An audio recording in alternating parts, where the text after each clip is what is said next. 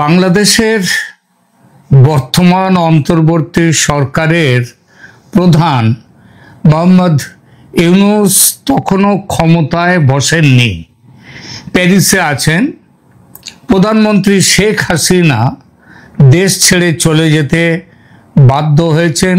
ছাত্র জনতা নেতৃত্ব ইউনূসকে সরকারের প্রধান হিসেবে পেতে চাইছে। খবর ছড়াতেই সেই প্যারিসেই সাংবাদিকরা ঘিরে ধরলেন মোহাম্মদ ইউনূসকে এবং ইউনূসের বক্তব্য চাইলেন যে বাংলাদেশের প্রধানমন্ত্রী, প্রধান উপদেষ্টা প্রধানমন্ত্রীর মতনই পদ, তবে গণতান্ত্রিক পথে নয়, এটা হচ্ছে স্টপ গ্যাপ। তো তার বক্তব্য শুনতে চাইলেন যে তার কি মনে হচ্ছে, তিনি আগামী দিনে কি করবেন ইত্যাদি এই ব্যাপারগুলো। এর উত্তরে ইউনূস সেই প্রথম দিনের বক্তব্যেই তিনি উল্লেখ করেছিলেন শিলিগুড়ি করিডরের, বা যেটাকে সাধারণভাবে বলা হয় চিকেন স্নেক অফ ইন্ডিয়া। বলেছিলেন শেখ হাসিনার চলে যাওয়ার ফলে ক্ষুব্ধ ভারত বা দুঃখিত ভারত যদি গোলমাল তৈরি করার চেষ্টা করে বাংলাদেশে, তবে বাংলাদেশ উত্তর পূর্ব ভারতের 7 রাজ্যে গোলমাল পাকাবার ক্ষমতা রাখে।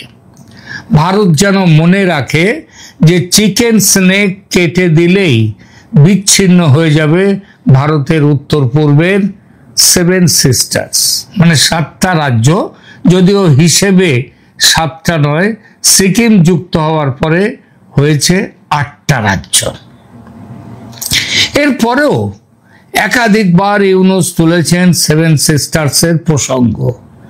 চীনে গিয়ে বলেছেন চীন থেকে ফিরে এসে নেপাল, ভুটান, 7 সিস্টার্স আর বাংলাদেশকে নিয়ে একটা অর্থনৈতিক ও বাণিজ্যিক অঞ্চল গড়ে তোলার কথা বলেছেন। এমনভাবে বলেছেন যেন মনে হয় 7 সিস্টার্স ভারতের অংশ নয়, কোনো আলাদা দেশ। এইভাবে বলেছেন। শুধু ইউনূস নন, তার চেলা চামুন্ডারাও, তারাও নিয়ম করে চিকেন নেক নিয়ে হুমকি দিয়েছে। মাহফুজ আলম নামের এক হিজবুতি উপদেষ্টা, তিনি তো একেবারে বৃহত্তর বাংলাদেশের একটা মানচিত্র তৈরি করে পোস্ট করে দিয়েছিলেন সোশ্যাল মিডিয়াতে। সেই প্রস্তাবিত বৃহত্তর ইসলামিক বাংলাদেশের উত্তর পূর্ব ভারতের সিকিম সহ 8 রাজ্য, পশ্চিমবঙ্গ, ঝাড়খণ্ড, বিহারের কিছু অংশ এবং উড়িষ্যা, এই সবটা নিয়ে বৃহত্তর ইসলামিক বাংলাদেশ গঠনের পরিকল্পনার কথা উপদেষ্টা মাহফুজ তিনি মানচিত্র তৈরি করে জানিয়েছিলেন। অতি সম্প্রতি, এখানেই নয় আরো আছে, অতি সম্প্রতি সম্ভবত ফজলুর রহমান নাম তার এক প্রাক্তন সেনাকর্তা, কি লেফটেন্যান্ট জেনারেল, সেই প্রাক্তন সেনাকর্তা বর্তমানে ইউনূসের কি একটা কমিশনের চেয়ারম্যান। ওই বিজিবি, আগে যখন বিডিআর ছিল, সেই বিডিআর বিদ্রোহের তার যে তদন্ত কমিশন, সেই তদন্ত কমিশনে তিনি এখন চেয়ারম্যান।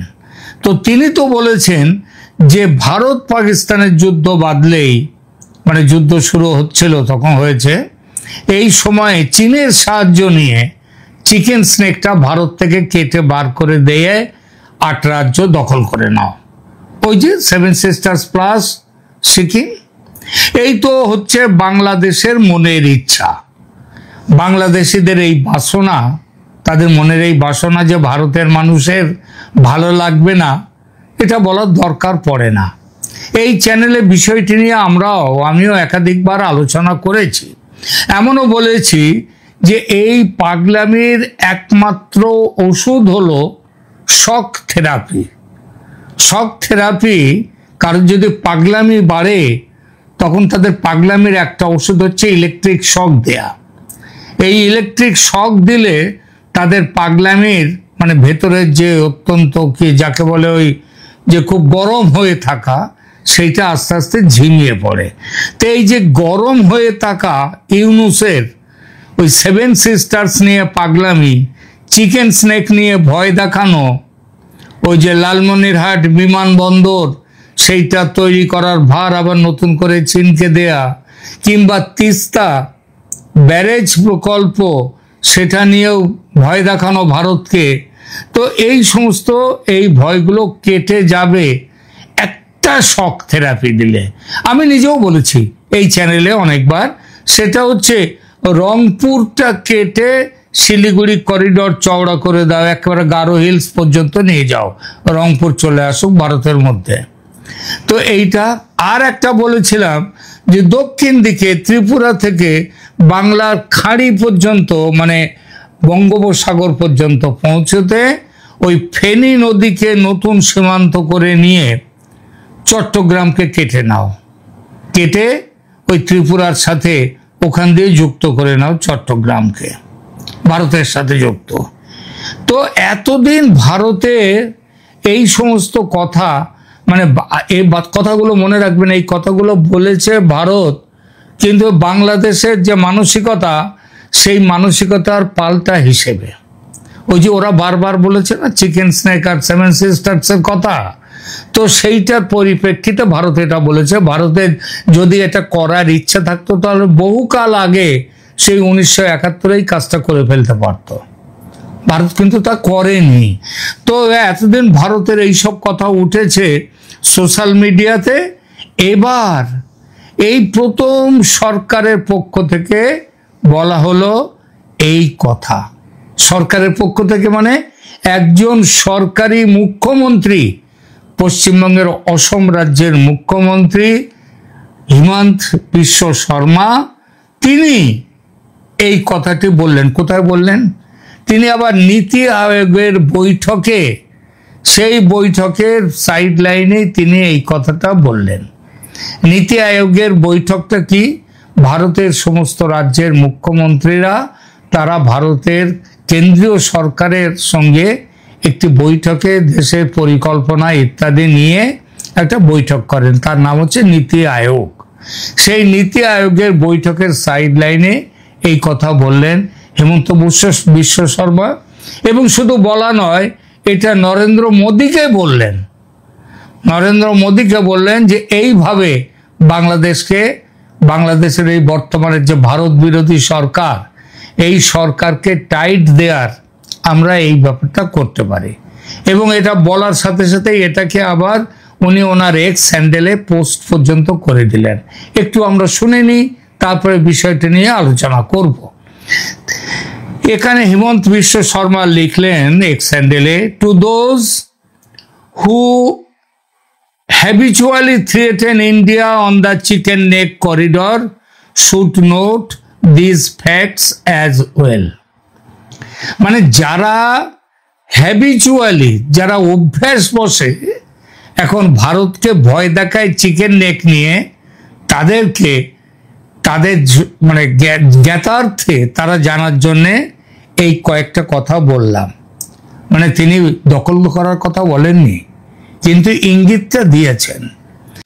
আমাদের শিলিগুড়ি করিডোর নিয়ে যেমন যারা বলছেন তারা মনে রাখবেন যে তাদের দুটো এরকম ছোট্ট করিডোর রয়েছে।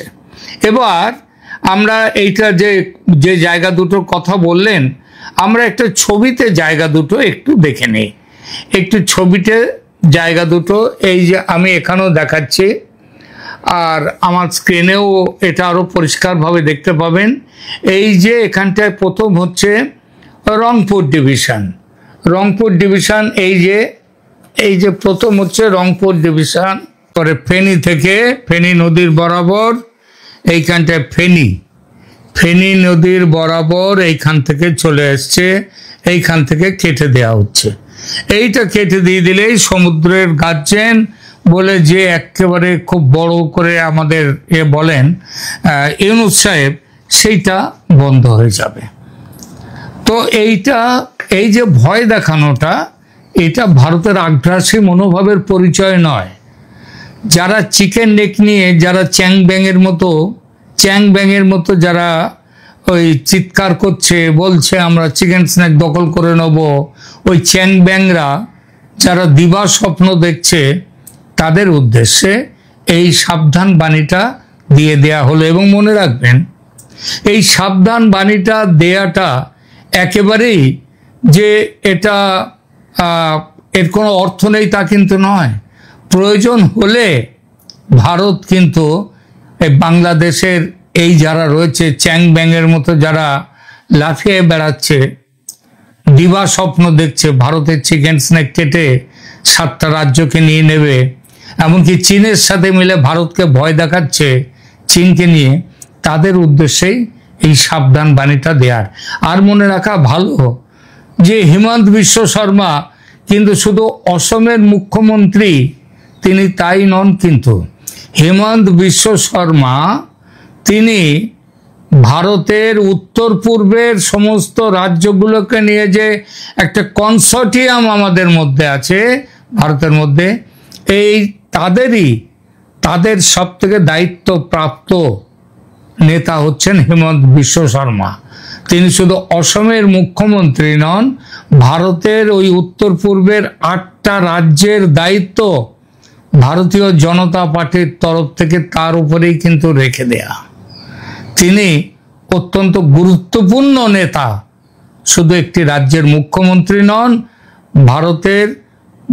ভারতীয় জনতা পার্টির একটি কেন্দ্রীয় স্তরের নেতা হিমন্ত বিশ্ব শর্মা।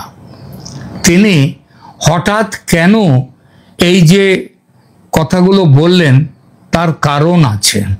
তার কারণটা হচ্ছে বাংলাদেশ এখন একটা টার্ময়েলের মধ্যে দিয়ে চলছে, একটা গৃহযুদ্ধের পরিস্থিতি সেনাবাহিনীর সঙ্গে সরকারের, এবং এই সময়ে ভারতের মধ্যে অনেকেই কিন্তু ভারতের তারা কিন্তু এই ভারতে বলছি বাংলাদেশের অনেকেই তারা নানা রকম সম্ভাবনা, তারা নানা রকম সন্ত্রাসবাদী কাজকর্ম করে ভারতকে অস্থির করবার একটা পরিকল্পনাও তাদের আছে। পাকিস্তান ভারতের যুদ্ধের সময়ও তারা এই কথা সরাসরি বলেছেন। ওই কি যেন ফজলুর রহমান না কে যেন একজন তিনি বলেছিলেন। তো সুতরাং কথা বলবেন যে নেতারা একটু চিন্তা করে কথা বলবেন, শুধু ক্ষমতায় বসে ক্ষমতার গর্বে বসলেই হয় না।